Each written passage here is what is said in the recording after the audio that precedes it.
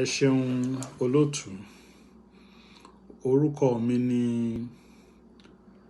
Engineer Ismail Adépéjú Fágbèmí.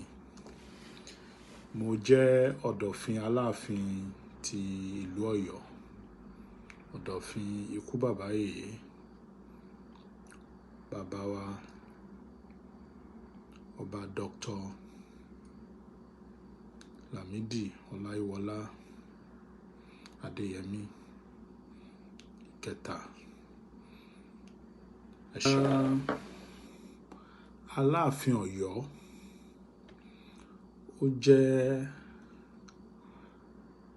ògbó olórí ọba ní ilẹ̀ Káàárọ̀ Oòjíire tí à ń pè ní Yorùbá.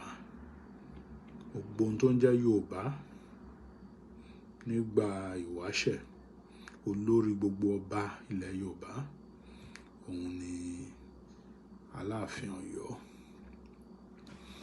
Torí wọ́n ní bí ọmọdé ò bá tàn á bá àrọ́bá, àrọ́bá sì ní bàbá àtànni.